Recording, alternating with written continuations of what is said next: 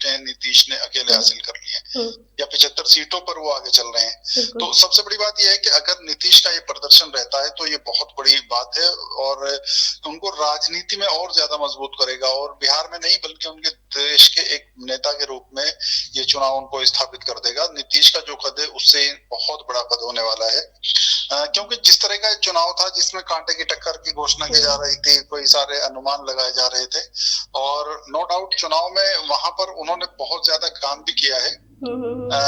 तेजस्वी ने इस बार मेहनत भी बहुत की है, लेकिन अगर परिणाम की बात करें तो तेजस्वी को बड़ी मायूसी होगी इस तरह के जो परिणाम आ रहे हैं। हाँ, बीजेपी जो है वो एक तरीके से जो सोच रही थी कि वो शायद आरजेडी से आगे निकले, तो कहीं ना कहीं बीजेपी के लिए भी ये हालांकि सरकार बन रही है एनडीए की, लेकिन बीजेपी के लिए भी एक झटका हो सकता है, क्योंकि जेडीयू का इतनी सीटें पाना, इतनी सीटों पर आगे जाना तो बहुत बड़ी बात है। बिल्कुल, देखिए जिस तरह से आप कह रहे हैं कहीं ना कहीं जेडीयू आगे चल रही है तो बीजेपी के लिए भी सोचने वाली बात है। देखिए अगर हम इसी पर ही जाएं तो कहीं ना कहीं हमने बिहार विधानसभा चुनाव लगातार शुरू से लेकर अब तक आखिरी में हम पहुंच चुके हैं। हमने देखा कि अगर हम महागठबंधन की बात करें तो उन्होंने अपने सीएम फेस का चेहरा बिल्कुल कहीं ना कहीं बिल्कुल क्लियर कर दिया था कि तेजस्वी यादव रहेंगे। अगर हम एनडीए के पास जाएं तो मतलब लोगों के दिलों में था कहीं ना कहीं सीएम नीतीश कुमार ही रहेंगे, पर बड़े बड़े नेता अमित शाह की बात की जाए या फिर किसी की भी बात की जाए तो वो ज्यादा मतलब बहुत टाइम बाद कहीं ना कहीं इस पर बहुत बना हुआ था कि क्या सीएम नीतीश कुमार ही होंगे या फिर कुछ और हो सकता है, या फिर हम ये कहें कि नीतीश कुमार बीजेपी के लिए जरूरी भी है और मजबूरी भी है कहीं ना कहीं।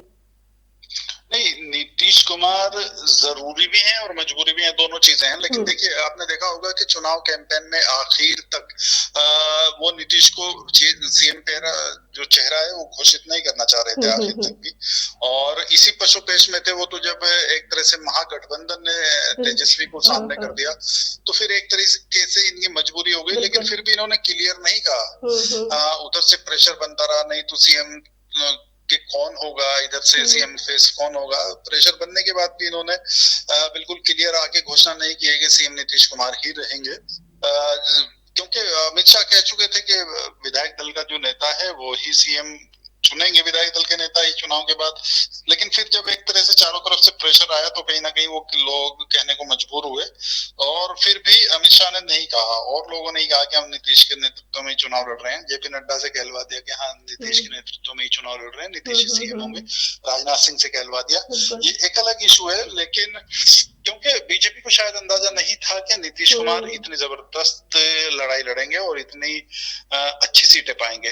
तो कहीं ना कहीं पशुपेश में, क्योंकि बीजेपी जो अपना सीएम का ख्वाब देख रही थी, इस बड़ी जीत के साथ वो ख्वाब भी बीजेपी का धुंधला होता हुआ नजर आ रहा है। क्योंकि नैतिक रूप से और अगर आप आंकड़ों के हिसाब से भी देखें तो अब नीतीश के बिना कोई सीएम नहीं बन सकता बिहार में, इतनी नीतीश ने ताकत पा ली है। जी बिल्कुल, देखिए जिस तरह से आप कह रहे हैं कहीं ना कहीं 20 सालों से सीएम अगर फेस पर रह रहे हैं नीतीश कुमार रह रहे हैं। देखिए 2025 आज की भी हम बात करें तो उनके लिए कोई नाराजगी फिलहाल नीतीश कुमार के लिए बिहार में देखी नहीं जाती है, जबकि ये कहा जाता है कि वो दल बदलू है, अपना दल बदल लेते हैं, पर फिर भी बिहार की जनता कहीं ना कहीं नीतीश पर ही अपना फोकस जमाती है। आज भी उनके लिए कोई नाराजगी ऐसी खासी देखी नहीं जाती है।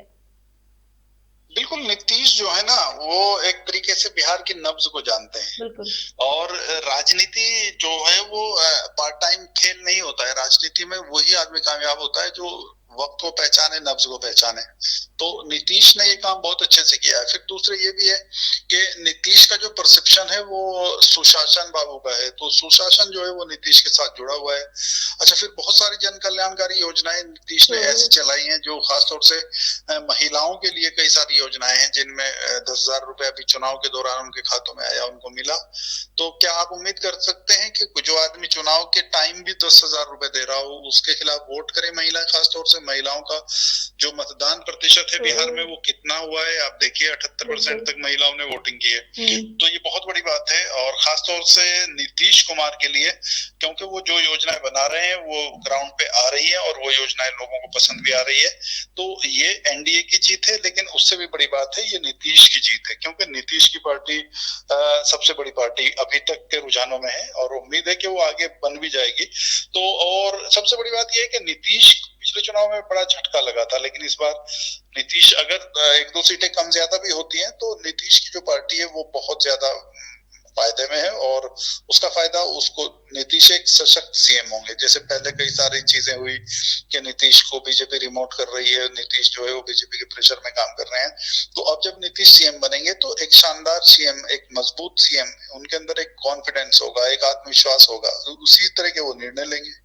तो मुझे लगता है कि नीतीश के लिए ये चुनाव जो है सर्वाइवल का चुनाव था और उन्होंने बहुत अच्छे से सर्वाइव किया है अपने आप को और अपने आप को साबित किया है। देखिए, तेजस्वी के पास तो अभी बहुत टाइम है, युवा हैं और अभी लंबा टाइम है उनके पास, लेकिन नीतीश का ये चुनाव आखिरी हो सकता था अगर ये हार जाते, क्योंकि बहुत लंबा टाइम होता है, 5 साल, और उसके बाद फिर आना, फिर अपने आप को रिकंसोलिडेट करना तो बहुत मुश्किल होता है राजनीति में।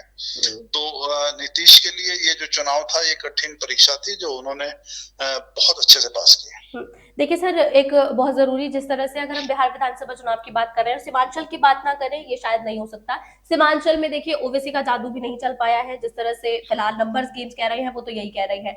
अगर हम तेजस्वी की भी बात करें तो तेजस्वी ने कहीं ना कहीं रोजगार, पलायन और महिलाओं पर फोकस किया था, उनका जादू भी नहीं चल पाया। कहीं ना कहीं बहुत रोजगार की बात की गई थी, बिहार विधानसभा चुनाव जब से शुरू हुआ था कहीं ना कहीं यही कहा जा रहा था रोजगार है, पलायन है, पर उसके बाद भी जनता यहाँ पर कुछ और ही बम्पर वोटिंग जिस तरह से की है वो तो कहीं और ही जाती हुई नजर आ रही है। नहीं, देखिए, सीमांचल जो है वो हमेशा से विपक्ष जो है वहां पर मजबूत रहता है।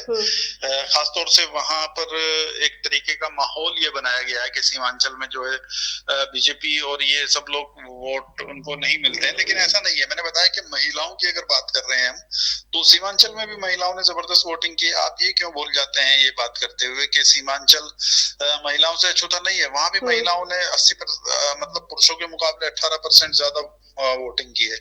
तो अगर महिलाएं इतना बढ़ चढ़ कर निकल रही हैं, देखिए वहां ये नहीं था कि सीमांचल में नहीं जाएंगे 10,000 रुपए जो खातों में जा रहे थे, वो बिहार के हर इलाके में जा रहे थे। तो वो सीमांचल में भी गए हैं, वो मैथल में भी गए हैं, वो मगध में भी गए हैं। तो इसलिए सीमांचल में भी अगर जो प्रदर्शन एनडीए का है, खासतौर से जेडीयू का जो प्रदर्शन है, तो वो उसी का नतीजा है कि वो नीतीश को लोग अभी, अगर जो वोटों में परिलक्षित हो रहा है, तो नीतीश को लोग अभी पसंद कर रहे हैं। तो देखिए, लोकतंत्र की यही खूबी होती है कि जिसको जो पसंद करे उसी को आप सत्ता दें और उसको मौका दें, वो आगे और ज्यादा काम करे। लोकतंत्र का मतलब ये नहीं है कि भाई आप कुछ भी करें, लोकतंत्र का मतलब यही है कि जनता जिसको चाहे वो ही सिकंदर होता है। बिल्कुल, बहुत बहुत शुक्रिया सर आपका तमाम जानकारी के लिए। देखिए, जैसा कि आपने देखा कि किस तरह से यहाँ पर बड़ी खबर मैं आपको दे रही हूँ, इसी बीच एनडीए कहीं ना कहीं 200 पर पहुंच चुकी है।